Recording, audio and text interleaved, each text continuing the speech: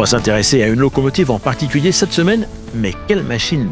La CC 6570, désormais basée au dépôt d'Avignon, elle a été confiée à l'Association pour la préservation de la CC 6570 et est l'une des 2 dernières locomotives de cette série encore en état de circuler sur le réseau ferré national, ce qu'elle ne fera cependant pas pendant quelques mois, puisque périodiquement, elle doit subir, comme ses consoeurs, une batterie de test pour vérifier le bon état de ses réservoirs d'air, et que pour elle, l'échéance, c'est cette année.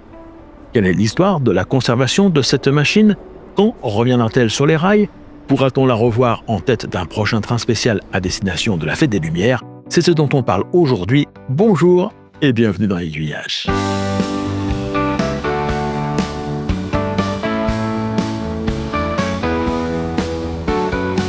C'est Roland Badozac qui est à l'origine de ce sauvetage et président fondateur de l'association. On le retrouve sous la rotonde du dépôt d'Avignon, la veille d'un voyage spécial vers la Fête des Lumières à Lyon, que vous pourrez revivre d'ailleurs sous la forme d'un reportage diffusé sur la chaîne Aiguillage. La décision de tenter la préservation de cette machine date d'il y a 20 ans, et si elle a presque été prise sur un coup de tête, c'était assurément un coup de cœur. 6 mois avant la radiation massive des 6500, c'était en 2004. Bêtement, comme pour beaucoup d'histoires, on était avec 2 copains, on regardait passer le 6500, on les photographiait, puis un jour, je ne sais pas si c'est lui ou moi, on a dit mais pourquoi on n'en garderait pas une? Voilà, parce qu'on était un petit peu scandalisés à l'idée que ces belles machines qui avaient fait l'histoire du chemin de fer moderne soient radiées massivement. Machine qui avait tiré le Mistral, le Capitole. Ben, il n'a pas fallu plus pour me décider, donc j'ai activé un petit peu mon réseau, puis bon, j'ai quand même pas lâché le morceau. Ça a pris, 6 bons mois pour finalement arriver à isoler cette machine qui avait quand même les caractéristiques les plus satisfaisantes au niveau entretien, au niveau vieillissement des différents organes. Et nous avons réussi, le 10 décembre 2004, à la trouver au rendez-vous à l'entrée de ce dépôt. Voilà. L'histoire a commencé comme ça.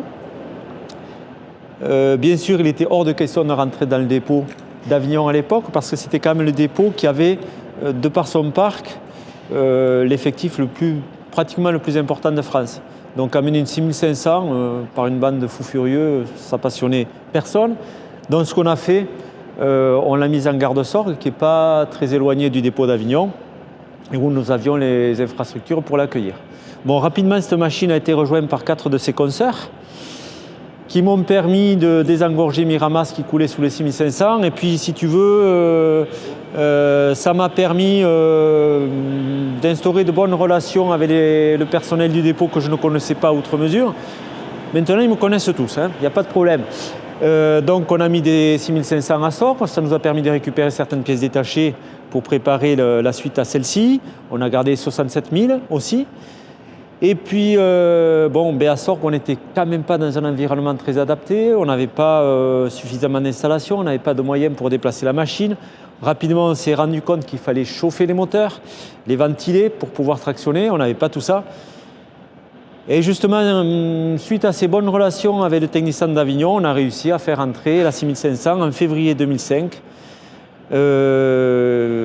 Au grill Est à l'extérieur. On est rentré par la petite porte, on n'était pas sur les voies les plus adaptées et les voies les plus nobles du dépôt.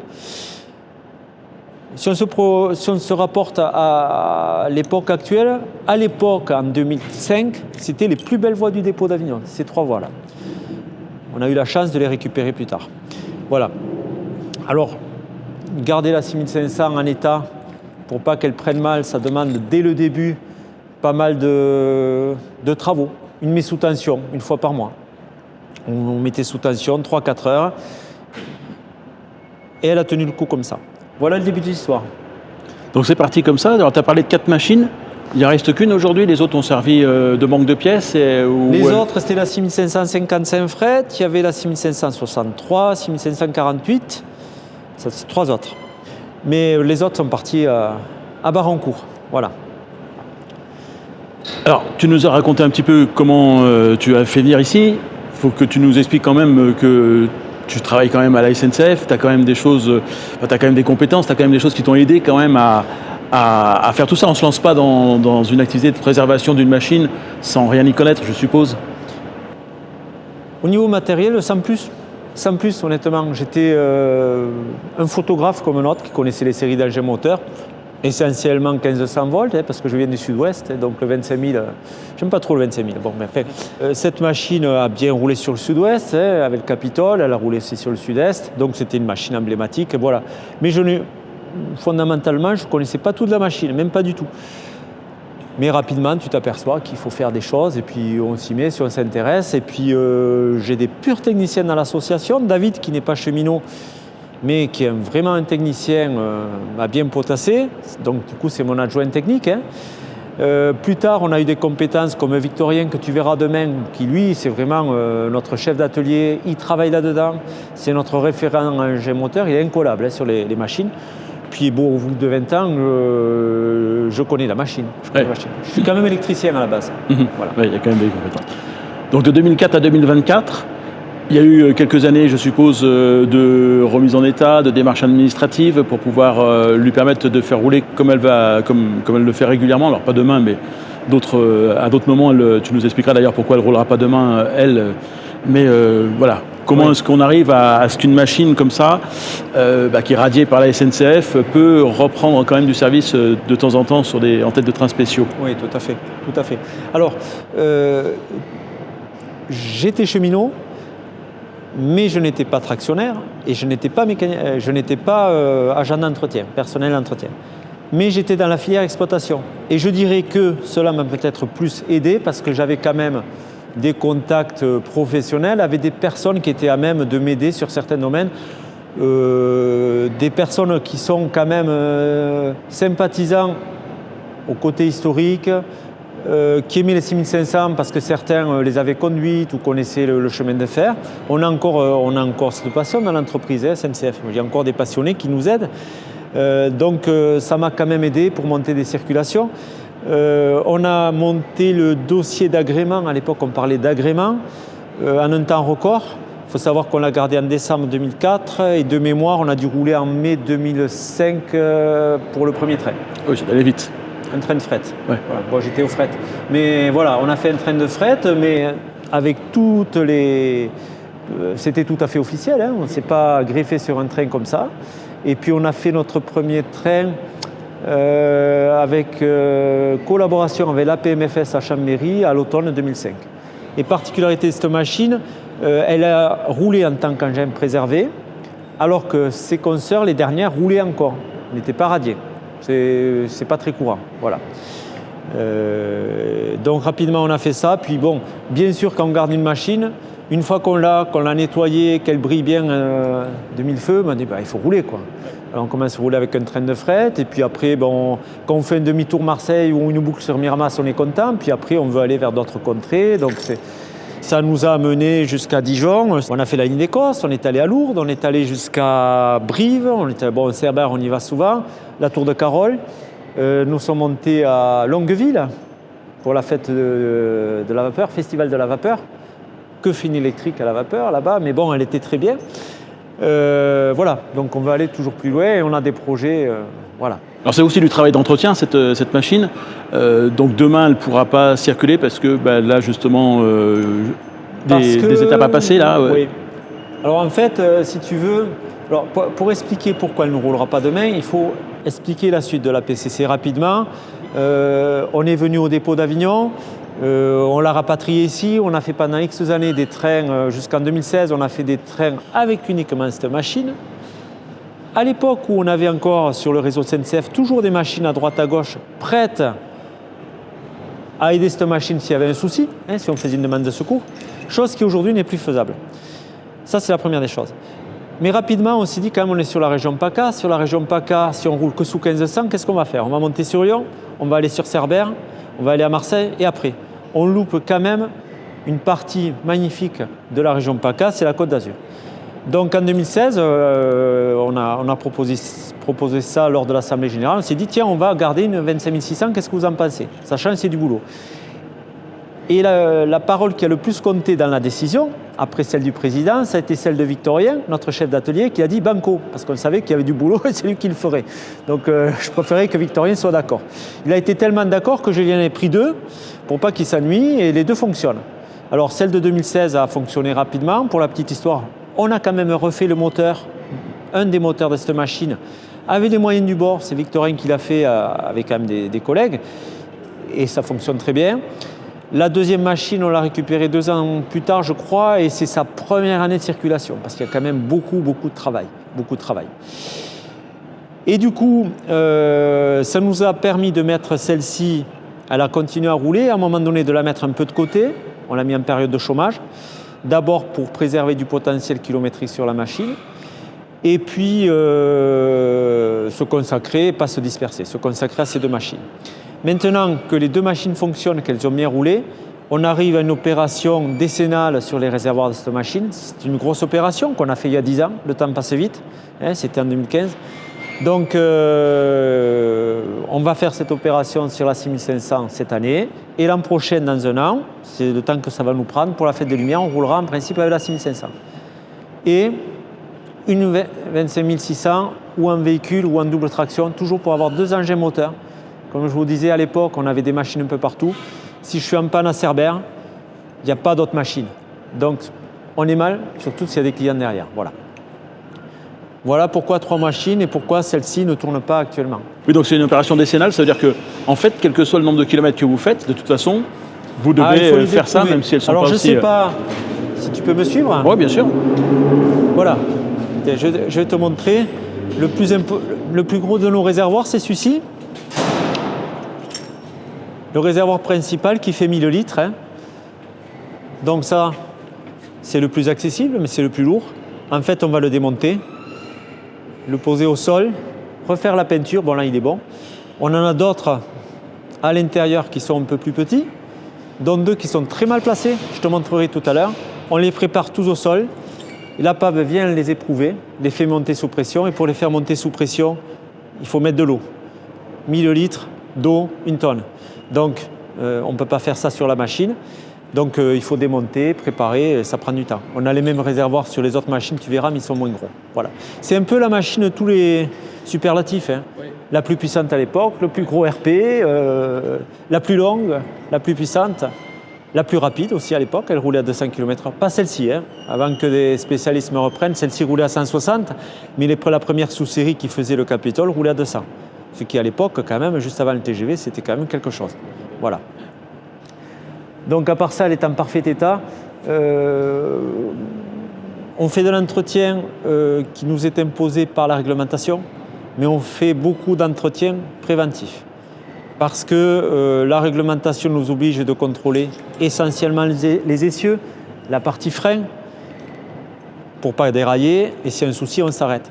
Nous, on va au-delà parce que bien sûr, on veut que les moteurs fonctionnent bien, que les batteries soient en état, que les contacteurs soient bien entretenus, la totalité. Voilà. Donc, c'est une machine qui va bien. Ouais. Mais ce n'est pas le fruit du hasard. Ouais. Et vous espérez faire encore pas mal d'années avec, je suppose. On espère. En arrivant, voilà. L'enjeu, qu'est-ce que c'est, tu parlais de son potentiel kilométrique. Il y a un moment, il y aura des essieux à refaire, il y aura... Non. Ou qu'est-ce qui va faire qu'elle ne pourra plus rouler? Pas pour les essieux, parce qu'on a un potentiel temps pour les bogies. Donc on est en phase d'expertise pour les bogies sur cette machine, ça j'aurais pu t'en parler aussi. Elle a un potentiel de 19 ans. Donc ces bogies datent de 2005 de révision. Donc 2024, normalement ils étaient périmés. Mais comme le potentiel temps s'interrompt avec les périodes de chômage, on a encore un petit peu de résiduel. Mais de toute manière, il faut faire quelque chose pour les bogies.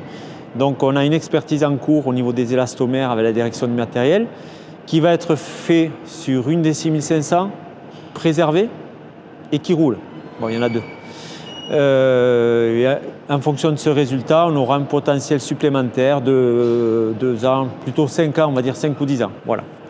C'est aussi une étape qu'on a à faire cette année, indépendamment des réservoirs. Donc il y a quand même un gros travail. Il y a quand même du travail. Je reviens juste pendant qu'on est là sur ces réservoirs. Ça fait beaucoup d'air. Ça sert à quoi pour les néophytes? Qu'est-ce que... Le freinage et beaucoup de commandes dans cette machine, pour parler simple, sont basées sur de l'air. Ça, c'est le réservoir principal, c'est la réserve d'air. Voilà, c'est le réservoir principal qui a la réserve. C'est pour ça que c'est le plus gros. Et il alimente tout le circuit pneumatique. Oui. La machine? De la machine. Ah. Mais les freins de la rame derrière sont alimentés aussi par la machine. C'est ça. Voilà. Donc ça fait quand même... Bon, je ne peux pas la mettre sous tension aujourd'hui, sinon on revient un petit peu tous les essais. On le verra demain matin, qu'on fait au niveau des différents manos, des différents réservoirs et du fonctionnement du frein. Voilà. Sur une machine comme ça, il y a quand même une chose qu'il faudrait qu'on aille voir de près, surtout que là, ça s'y prête. Ce sont ces essieux, puisque c'est une CC. Hein, Oui, donc en fait, oui. voilà, Alors, c'est quand CC, même pas. Pourquoi peut-être, je ne sais pas s'il faut l'expliquer. Tu peux le redire pour. Oui, bon, mais voilà, CC, 3 essieux moteurs, Ouais. 3 essieux moteurs, c'est CC. Quand il y en a 2, c'est B et B. Et des fois, quand il y en a 3, c'est pas CC, c'est A1A. Voilà, il y a un A 68 000 parce qu'on a un essieu moteur, un essieu porteur, un essieu moteur. On Voilà. peut aller les voir de près, soit Oui. ceux-là, soit ceux-là, peut-être. Oui, Ça ben serait ici, peut-être il y a intéressant. peut-être un peu plus de lumière. Voilà. On pourrait même aller dessous, mais bon, c'est. Voilà. Les essieux de CC. Alors, machine quand même qui a un empattement assez important. Sur la plaque, ben, quand on met la 6500, on ne met rien d'autre. Elle est très longue, donc elle est obligée d'être déplacée par ses propres moyens. Contrairement aux 25600 qui sont plus courtes, on arrive à les déplacer avec un Y7000. Celle-ci, on n'a plus d'engin de manœuvre court pour le faire. Il y en a eu par le passé. Voilà. Bon, après, c'est classique, hein, bogie, suspension. Particularité technique, 4 moteurs. On va rentrer dans la machine si tu veux. On a 4 moteurs, 2 de ce côté, 2 de l'autre, qui sont accouplés face à face. Donc sur nous, on peut ouvrir dedans. Ça fait un bloc assez massif, quand même assez large, ce qui fait qu'il n'y a qu'un couloir dans la machine, contrairement aux machines modernes, où il y en a un de chaque côté, voire un central assez large. Là, il n'y en a qu'un, et même on verra que le moteur déborde. Si on a un peu d'embonpoint, on a du mal à passer. Voilà. On ne va pas abuser parce que sinon je vais tirer sur la batterie. Ici, derrière, on a un moteur. Il est là, tu vois. Il y a 2 moteurs face à face. Chaque moteur fait 2000 chevaux, juste ça. Alors pour les profanes, 2000 chevaux, une voiture ça fait 100, 150, 200 chevaux. Une Formule 1 ça fait peut-être 1000 chevaux, je ne sais pas. Mais là on a 8000 chevaux. Et le moteur c'est tellement large qu'on doit gratter dans le couloir. Voilà, le moteur il vient jusque là. Effectivement. Ouais. Voilà, on va rentrer un peu dans les entrailles quand même. Voilà. Donc ici on a le moteur, il commence là. Et il vient jusque là. Voilà. Le diamètre du moteur. Ici on a un accès au compartiment moteur. Ici le compresseur. Parce que ces réservoirs sont pleins d'air. Oui. Mais pour les gonfler, on a un compresseur. Alors la chance qu'on a dans le dépôt, c'est qu'on a aussi une prise à demeure qui nous permet d'alimenter, de mettre les réservoirs à la pression nominale sans tirer sur le compresseur. Ici, on a toute la partie appareillage. Je vais t'allumer ça. Voilà. Là, c'est notre terrain de jeu. Voilà. Toute la partie contacteur. Cette partie pour ces 2 moteurs. Et celle-ci pour les 2 autres moteurs. Je fais très simple. Là, j'éteins parce qu'on n'est pas sous tension. Ici, on a le convertisseur statique. Voilà. Ça, c'est pour... On est alimenté à 1500 volts. Pour amener cette tension à des tensions nominales de fonctionnement, on travaille avec ce convertisseur statique. C'est un point de fragilité sur ces machines. C'est moderne. Mais c'est un point de fragilité. Ici, on a un réservoir. Ah oui, il y en a là, ouais. On a un là. Et là, si tu, je ne sais pas si tu le vois. Je vois, ouais. Voilà, réservoir secours ici. Et ici, on a les 2 RA noirs qu'on a remplacés il y a 10 ans. Parce qu'ils ont une durée de vie de 40 ans, ils étaient à échéance. Et ceux-là, on doit les démonter. Ah oui, c'est vrai que c'est pas ce qu'il y a de plus accessible. Hein. Donc si tu sais comment faire rapidement, tu me le dis, je t'embauche. Mais là, pour l'instant, nous, ce qu'on fait, on bascule tout le panneau frein. On décable toutes les cosses qui sont là. Tiens, passe par derrière, là, tu vois. Bon, on l'a fait une fois, donc on a eu l'idée, de faire un mode opératoire. Viens voir ici où on débranche. Voilà. Ici, là. D'accord. Et puis en bas, tu vois, c'est fixé là. On bascule ça comme ceci et on arrive à ces réservoirs. Ça, c'est juste un petit boulot. Ouais, ça c'est En clair. fait, ces réservoirs, si tu veux, ils étaient montés lors de la fabrication de la machine. Et la machine, au bout de 40 ans, Oui. elle était radiée, Oui. donc il les changeait Oh, jamais. donc on s'est jamais posé. Il les changeait jamais. Mais ils étaient montés Ouais. Ouais. à leur ordre. Et nous, on ne prend pas le bon ordre. Ouais. Voilà. Parce que j'allais te poser la question de savoir si à la SNCF il y avait le savoir-faire, mais en fait non, parce que la machine n'était pas prévue pour être Non, ça il Voilà, ne pour que ça soit fait, quoi. remplaçait pas, sauf Ouais. en cas d'accident. Ouais. Les autres réservoirs avaient été remplacés, mais ceux-là non. Ouais, Ils avaient 40 ouais. ans. Elle était, c'est pas compliqué, elle était de 75, la machine mise en service le 19 février 75. On les a changés 40 ans plus tard, Ouais. en 2015. Le compte est bon. Voilà. Alors tu parles de compétences. On a des gens, des personnes qui ont travaillé sur ces machines, avec qui on a sympathisé. Pour la petite histoire, on a quand même changé les bougies sur cette machine au cours de sa vie. On avait permuté en 2015, avant de la mettre de faire l'agrément. Et on peut remercier quand même certaines compétences de Vénitieux. Je ne sais pas si je peux citer certaines personnes, mais Jérôme Geoffrey, c'est l'outline. Jérôme Geoffrey, je l'appelle encore 20 ans plus tard. Je lui dis, j'ai ce problème sur la 6500. Il me commence à m'expliquer, tu vas là, tu prends la clé de 5, non, c'est la clé de 4, tu fais ça, tu démontes. Il connaît la machine par cœur. Et c'est vrai qu'il nous a sorti de situations toutes bêtes, mais si vous ne savez pas, vous n'en sortez pas. Donc ça, c'est des compétences quand même qui se perdent. Ils se perdent. On a actuellement des nouveaux préposés, dont un que vous verrez demain peut-être, qui conduit à la SNCF, mais qui ne conduit que du matériel moderne. Il ne connaît pas une locomotive. Et c'est un métier quand même différent. C'est quand même un métier différent. Et c'est pareil pour la maintenance. Donc nous avons Victorien, nous avons David, des personnes. Puis Victorien a grandi aussi avec cette machine. C'est-à-dire qu'il y travaille depuis des années, donc même s'il travaille maintenant sur du matériel très moderne, c'est notre bébé. Victorien, dont parle Roland, vous pourrez le retrouver aux commandes de l'une des BB 25500 qui a assuré le train spécial de l'association pour la préservation de la CC 6570 vers la Fête des Lumières à Lyon, dans cet autre reportage diffusé sur la chaîne Aiguillage. Et en bonus, parmi les vidéos réservées aux membres disponibles sur cette chaîne et sur la page bonus du site www.aiguillage.eu pour ceux qui voyagent en première classe, c'est-à-dire qui soutiennent financièrement Aiguillage, une interview d'un autre membre de l'association, conducteur de train de métier, qui, au cours des premières années de sa carrière, a été amené à prendre les commandes de pratiquement toutes les CC 6500 qui ont roulé à la SNCF. Un rêve de gosse qu'il vous racontera avant de nous expliquer comment se passe la conduite de ces machines et en quoi cela fut pour lui une expérience exceptionnelle que de piloter de tels engins.